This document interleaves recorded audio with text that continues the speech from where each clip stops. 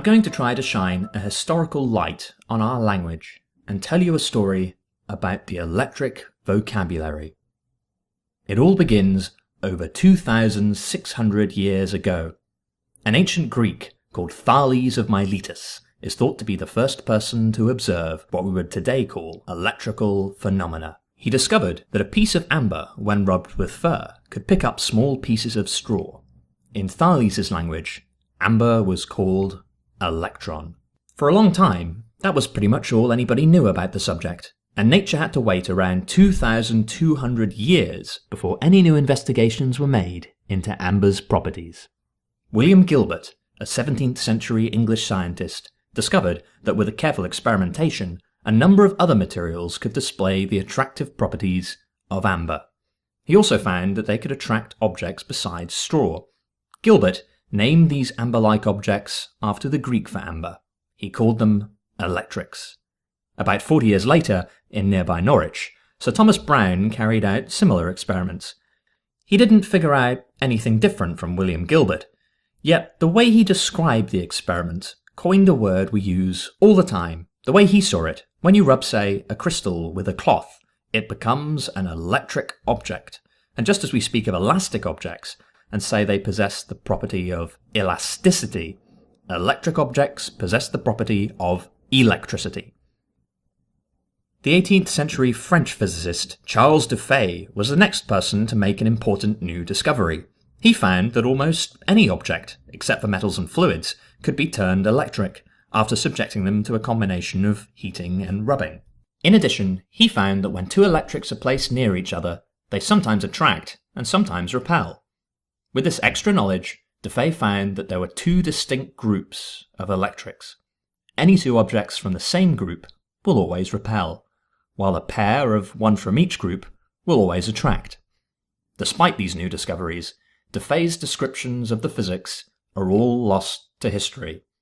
Instead, it is the vocabulary of a charismatic young American that we still remember and use to this day. Benjamin Franklin heard of the work going on in Europe and started his own playful experiments. He quickly learnt how to make electric devices that would de-electrify by producing very large sparks. Keen on mischievous pranks, Franklin would often shock his friends with these machines. As he built more effective devices, he likened the act of electrifying and de-electrifying to charging and discharging weaponry. It didn't take long for Franklin and others to realize that it was possible to link these weapons of mischief together. Franklin, continuing with the metaphor, likened this grouping to cannons on a ship. The gun deck on a military vessel fired their cannons simultaneously in a battery. Similarly, this electric battery would discharge all at the same time, causing large sparks. This new technology raised an interesting question. Was a lightning cloud just a large electrical battery? Franklin's description of all this was as follows. He supposed that there is a substance he called the electrical fluid that is common to all things. If, say, a person rubs a glass tube, this rubbing or charging causes a flow of this fluid, or an electrical current, to move from the person to the glass. Both the person and the tube become electrics as a result. Normally, if the person was standing on the ground, their electrical fluid would return to normal, with an exchange from the common stock of the earth, as Franklin called it. Standing on something like a wax block can cut off this supply. Franklin said that an object with an excess of this fluid was positively charged, and something lacking this fluid was negatively charged. When objects touch, or are near each other, the electrical fluid can flow between them until they reach a balance. The bigger the difference in the fluid between the two objects, the larger the distance the fluid can jump, causing sparks in the air. And it is the material of the object that determines if it gains or loses electrical fluid during charging. These are Dufay's two groups of electrics. You might have heard the phrase, opposite charges attract, like charges repel. That's why. For the next 150 years, Franklin's theory was used to develop many more ideas and discoveries, all using the vocabulary he invented.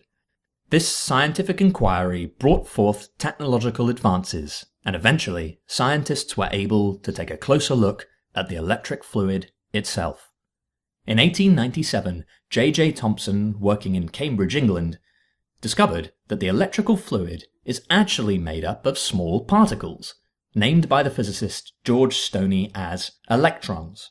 And so we return to the ancient Greek word for amber, where our story began.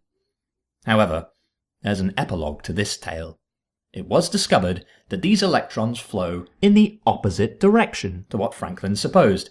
Therefore, objects that are positively charged don't have an excess of electrical fluid. They actually lack electrons. Yet, instead of relabeling everything the other way around, people have decided to hold on to Franklin's vocabulary as a matter of habit and convention. While acknowledging the discovery of electrons, they kept Franklin's flow of electrical fluid, renaming it conventional current. The electron has become the salmon of electricity, swimming upstream in a ghostly river of conventional current. This can be understandably confusing for many people who aren't familiar with the history of these ideas. And so, I hope, with this short story about the electric vocabulary, you will be able to see through the accident and whimsy of this subject, and can gain a clearer understanding of the physics of electrical phenomena.